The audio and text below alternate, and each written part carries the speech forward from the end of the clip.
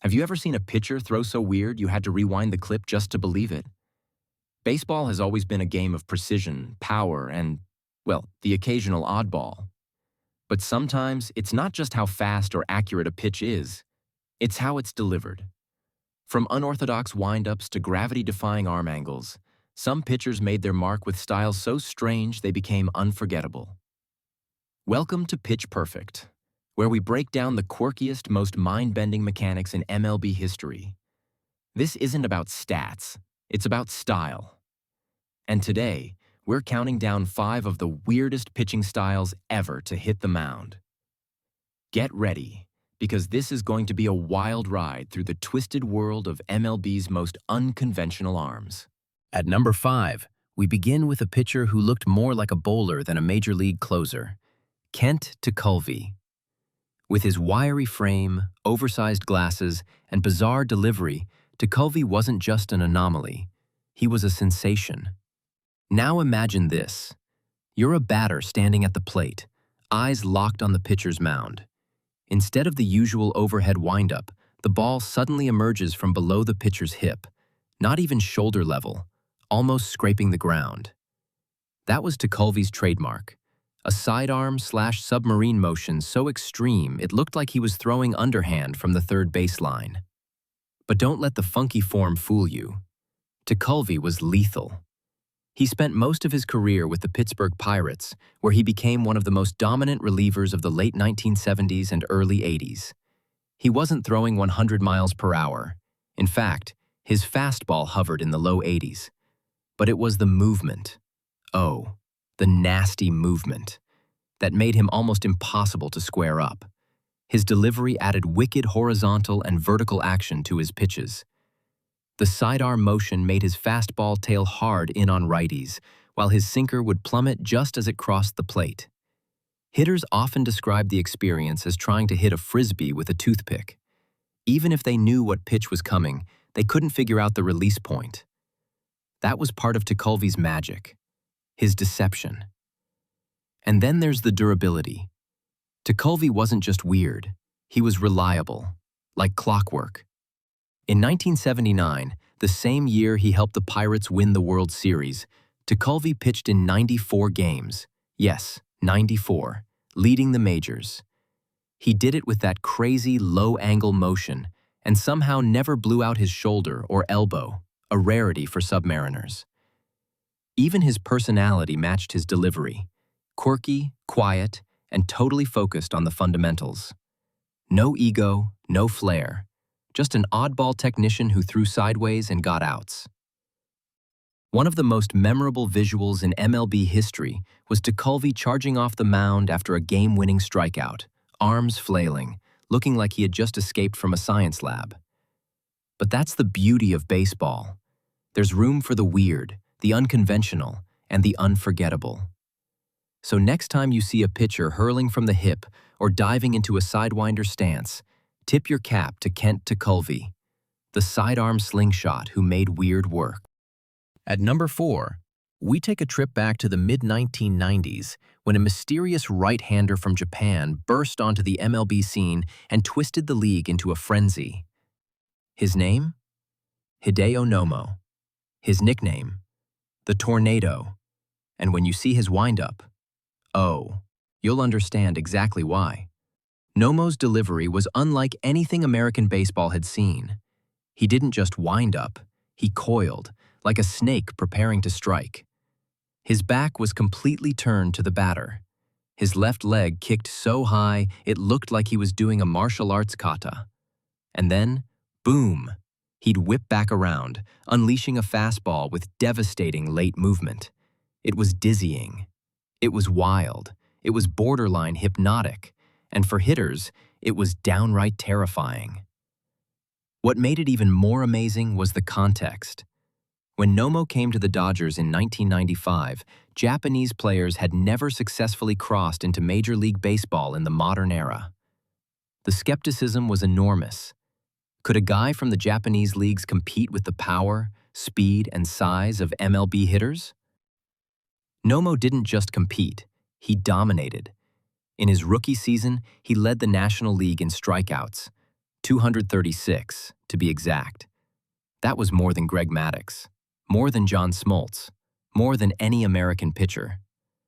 And he did it with his bizarre off-speed heavy approach, anchored by his absolutely filthy splitter. Hitters couldn't pick it up. With that whirlwind windup, the ball was invisible until the last second. Then it dropped off the table like a bowling ball off a cliff. Swing and a miss. He was an instant sensation.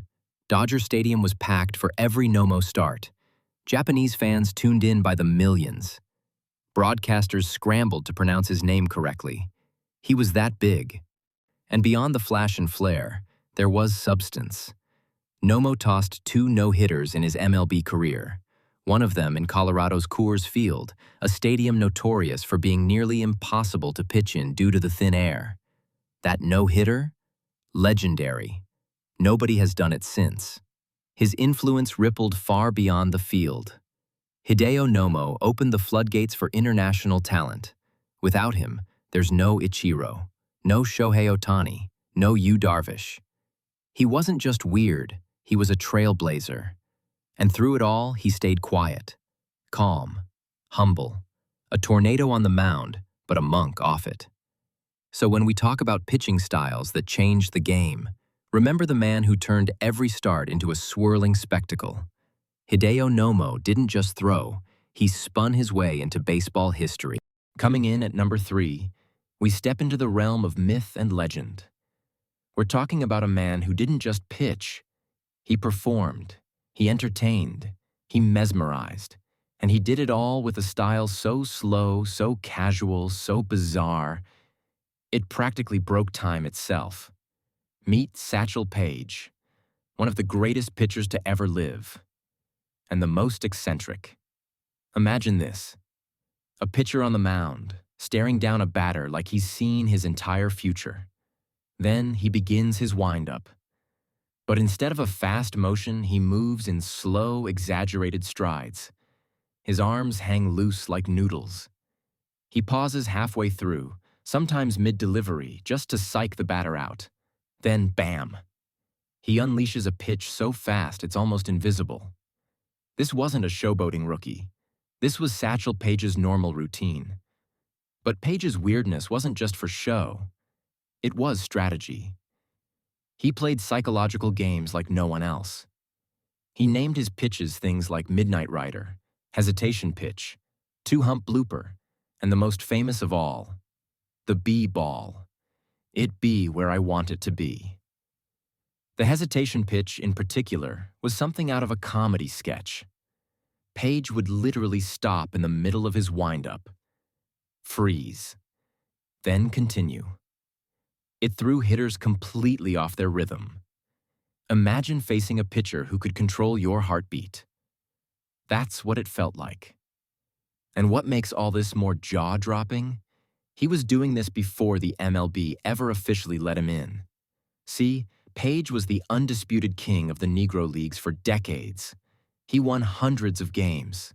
Some historians believe he may have racked up over 2,000 wins in barnstorming tours and exhibition games.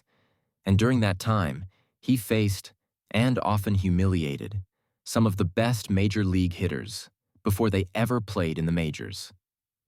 When Jackie Robinson broke the color barrier in 1947, Paige finally got his MLB shot. At the age of 42, most players at that age are long retired. Satchel? He was just getting started. In 1948, at 42 years old, he posted a 2.48 ERA and helped the Cleveland Indians win a World Series. His windup was still baffling. His control was laser precise.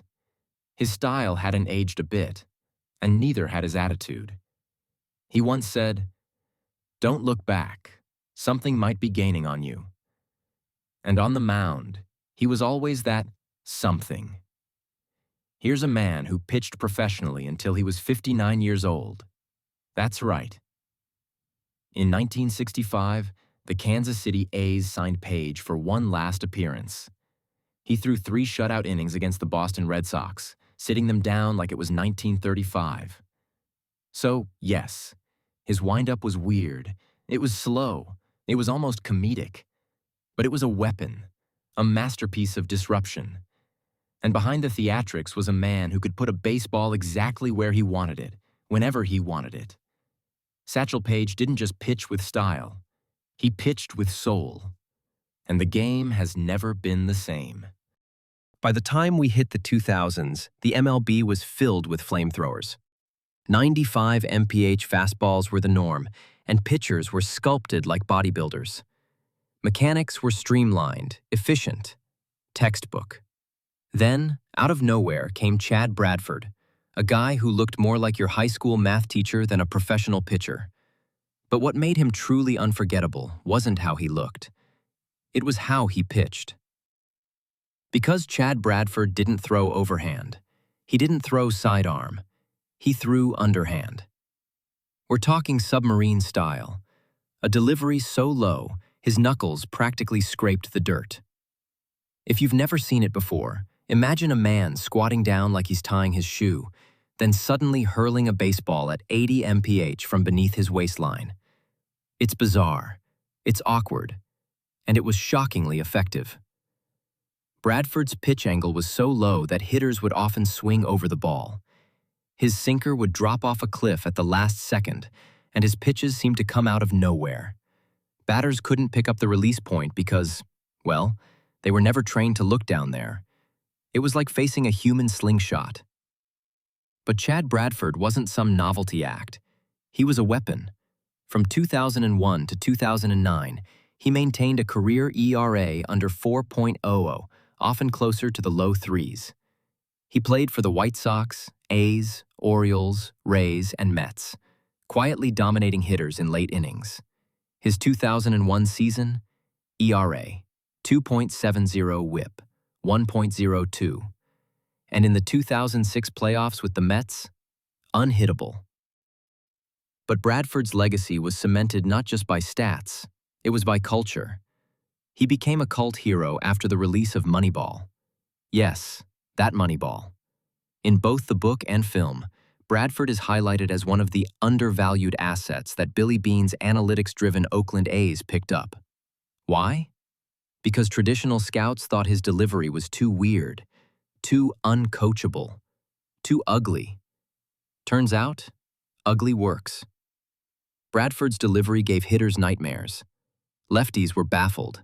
Righties couldn't square him up. And managers knew that whenever Bradford came in, the rhythm of the game changed. Everything slowed down. Hitters second-guessed. Confidence cracked. There's something poetic about it. In an era obsessed with velocity and power, here was a guy throwing 82 miles per hour, with a delivery that looked like he learned it from watching crabs fight, and winning. Even now, years after his retirement, Bradford remains one of the most iconic weirdos in pitching history. He didn't just bend the rules of delivery, he flipped them upside down. And he proved that in baseball, weird isn't weak, it's lethal. If there's one pitcher in modern baseball who feels like he was designed in a video game lab, it's Darvish. He doesn't throw one fastball, he doesn't throw two sliders, he throws everything. Splitters, cutters, two-seamers, four-seamers, slurves, curveballs, knuckle curves, sweepers, forkballs, even something he calls the Supreme. And sometimes, he creates new pitches mid-season like he's crafting spells in a wizard's cauldron. Darvish isn't just a pitcher, he's a shapeshifter. Born in Japan and dominating an NPB with the Hokkaido Nippon Ham Fighters, Darvish came to the MLB in 2012 as a sensation. And while his velocity was exciting, it was the sheer variety of his pitches that stunned hitters and analysts alike. But let's pause right here, because Darvish's weirdness isn't in his mechanics, it's in his mind. He doesn't throw weird for show, he throws weird because he understands physics, biomechanics, and deception better than almost any other pitcher alive.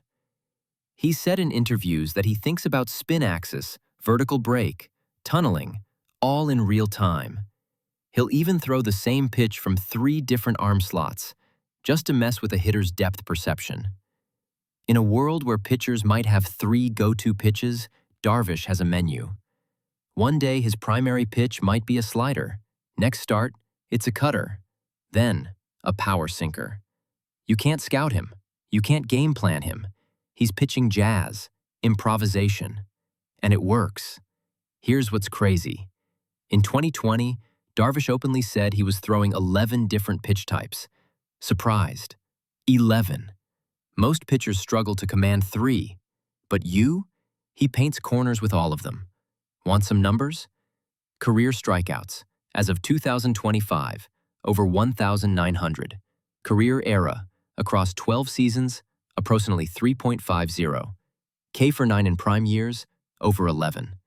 But numbers don't fully explain what makes Darvish so unique. It's the feeling hitters describe when they face him. Confusion, frustration, mental overload. You can't guess what's coming. His windup is smooth, almost too relaxed, and suddenly you're staring at an 87-mile-per-hour slider with 18 inches of horizontal break that looks identical to a fastball out of his hand. Analysts have called Darvish's arsenal the deepest bag of tricks in MLB history. And in the age of slow-motion cameras, spin rate charts, and data-driven training, he's still tricking everyone. And he's doing it his way. There's a moment from a game in 2021 where Darvish literally changed his pitch mix mid-inning after noticing a hitter was picking up on his timing. Who does that? Who has that much control and confidence to switch up their entire game plan on the fly? Darvish. To put it simply, is the kind of pitcher that reminds us why baseball is still magic. So, there you have it. From the flamethrowers with wild windups to pitchers who literally invented their own deliveries, and the modern magician who throws 11 different pitches like it's nothing. Baseball has always been a game of precision and power, but it's also a game of personality. And sometimes, the weird ones leave the biggest mark. Because while the average pitcher might aim for velocity or control, the legends we just explored, they aimed to confuse, entertain, and dominate their way. From Satchel Paige's theatrical pauses to El Duque's twisting mechanics to Darvish's ever-evolving arsenal, these pitchers didn't just throw the ball, they performed. Which of these weird windups was your favorite? Or did we miss someone who deserves to be on this list? Let us know in the comments. We read them all. If you enjoyed this deep dive, drop a like to let us know and hit that subscribe button so you never miss another wild story from baseball's past, present, and future. This is Pitch Perfect, where the stories are as fast as a 100 miles per hour heater and just as unforgettable. Until next time, keep your eye on the mound, because baseball's weirdest is often its best.